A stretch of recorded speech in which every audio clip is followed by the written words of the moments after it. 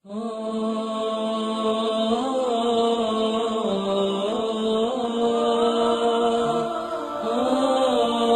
حق کا نام ہے، تیرے دل میں ہے علی؟ ہاں، کوئی حق تو نہیں دبایا، کسی یتیم کا مال تو نہیں کھایا، کسی کے پیسے تو نہیں دینے تجھ کو؟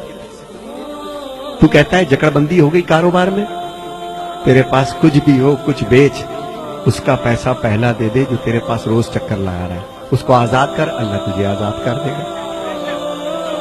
کیو ٹی وی پہ لکھا ہوا تھا جناب، ایک جملہ لکھا ہوا شکیل بخاری کا، لکھا تھا ایک صاحب تھے کہ باہر نکلتا ہوں، کبھی کوئی خوف میں رکھتا ہے، کبھی بل خوف میں رکھتے ہیں، کبھی ٹیکس خوف میں رکھتا ہے، کبھی فلاں چیز خوف میں رکھتی ہے، کبھی یہ چیز خوف میں رکھتی ہے، کبھی کاروبار میں بدماش چلے آتے ہیں۔ خدا کی قسم فقیر نے ایک جملہ کہا، کہنے لگا اللہ کہتا ہے جن کا تو وارث ہے اپنے گھر میں ان کو حالت خوف میں نہ رکھ، ورنہ اللہ تجھے باہر حالت خوف میں رکھے گا۔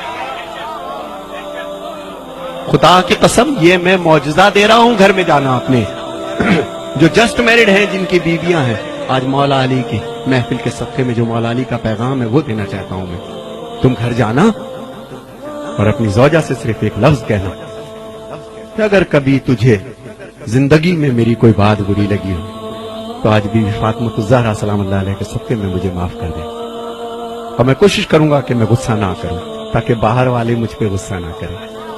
کل کا سورج نکلے اس سید کی زبان یاد رکھنا، دنیا مہربان ہو جائے گی حق پر، خوف ہٹ جائیں گے دل سے۔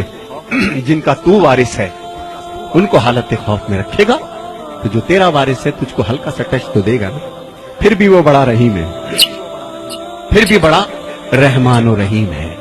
اور جو میرے بچے یہاں بیٹھے ہیں، بہت دور دور سے چھوٹے چھوٹے بچے آئے ہیں، اچھا کیا لینے آئے ہو؟ خیبر سننے؟ مولوی صاحب سنائیں گے۔ خندق سننے؟ وہ بھی مولوی صاحب سنائیں گے تم کو۔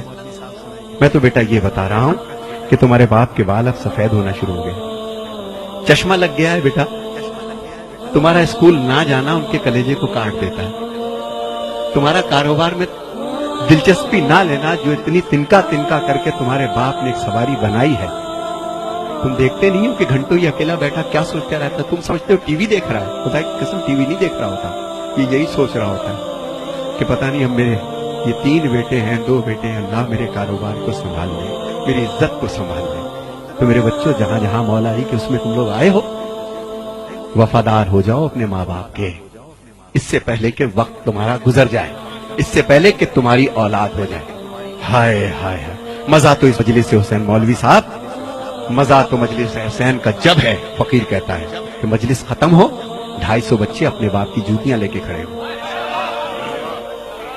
یہ ہے درس، 10 مجلسوں کا وہ مزہ نہیں، وہ اثر نہیں، صرف مجلس ختم ہو۔ میں نے اپنی آنکھ سے دیکھا، میرا باپ دنیا سے چلا گیا، جب دنیا سے چلا گیا تو میری ماں نے جائیداد رکھی، آؤ اپنے باپ کی جائیداد بیٹو، بین الاقوامی شہرت یافتہ ہو، دنیا میں تمہیں سب جانتے ہیں ندیم سرور، آؤ اپنے باپ کی جائیداد بانٹ لو۔ ہم 6 بہن بھائی بیٹھ گئے۔ میرے باپ کی جائیداد کیا تھی پتہ؟ 6 جوڑے پوری زندگی کے، ایک ٹین کا بکس، غریب نہیں تھا حالانکہ، 2 ایک جوتا، ایک چپل، ایک چشمہ، 7-8 انگوٹھیاں، ایک ٹوپی، ایک جانماز، یہ جائیداد تھی ندیم سرور کے باپ کی۔ مگر اسی ندیم سرور کے باپ کو ایک دفعہ میں نے دیکھا، بتاتے کسی کو نہیں تھے کہ میں باپ ہوں ندیم سرور کا، اتنے سادہ تھے، رش میں کچل گئے، چشمہ وہ جا کے پڑا، کسی نے پیچھے سے اٹھا رہے تھے، کسی نے دھکا دیا، پیشانی زخمی ہو گئی، میں تڑپ گیا، خدا کے قسم تڑپ گیا ابا۔ میں نے کہا ابو یہ کیا ہو گیا؟ ارے نہیں میرا بچہ، ہائے ہائے، جس نے مجھے چلنا سکھایا، جس نے مجھے بولنا سکھایا، جس نے میری ناپاکی کو برداشت کیا، 10 بار میرے سوال کے جواب کو دیا، یہی تمہارے باپ جو بیٹھے ہیں، انہوں نے تمہیں چلنا سکھایا میرے بچوں، انہوں نے تمہیں بولنا سکھایا۔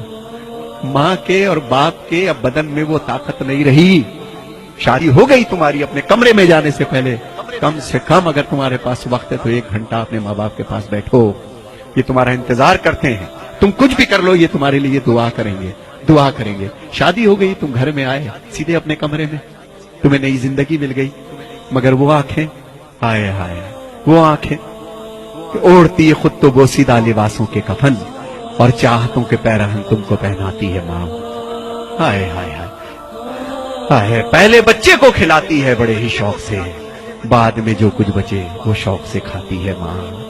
اور پیار کہتے ہیں کسے اور مامتا کیا چیز ہے؟ کوئی ان بچوں سے پوچھے جن کی مر جاتی ہے. خدا تمہارے ماں باپ کو قائم رکھے. میرے بچوں، چاہتے ہو تمہیں علی مل جائے؟ چاہتے ہو تمہیں حسین مل جائے؟ وہ بی بی سرکار حسین کی ماں ہے. کس کو چلا ہے من تو منانے؟ ہے تیرے پاس اتنا بڑا کردار کہ تو حسین کی ماں کو منا لے؟ اس کی جو کنیز تیرے گھر میں ہے نا، تیری ماں، پہلے اس کو منا. پہلے اس کو راضی کر، پھر تیری بی بی راضی ہوگی. خدا کی قسم اس علی کو منانے چلا ہے. ہائے ہائے، یہ غلام جو علی کا، جس نے تجھے چلنا بولنا سکھایا، پہلے اس کو سکھا.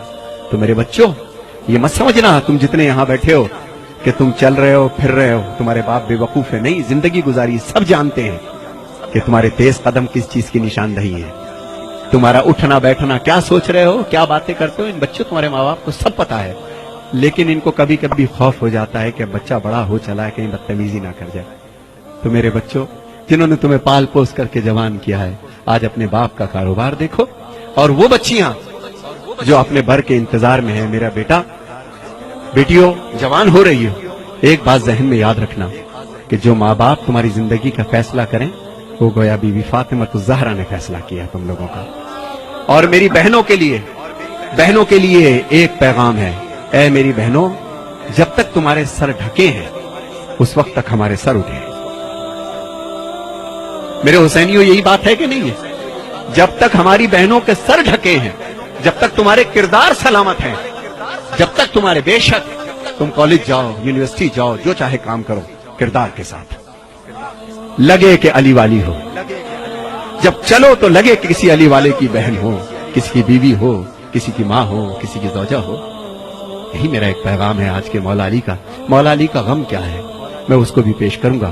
مگر میرے بچوں، جی اب جو میرے بچے یہاں بیٹھے ہیں، 2 شعر میں پڑھوں گا صرف تنہائی پر، کہ میرے بچوں، جتنی تمہاری تنہائی پاک ہوگی، جب تنہا ہوا کرو تو ایک چیز پڑھا کرو، سورہ الحمد کی تلاوت کیا کرو. کیا سورہ؟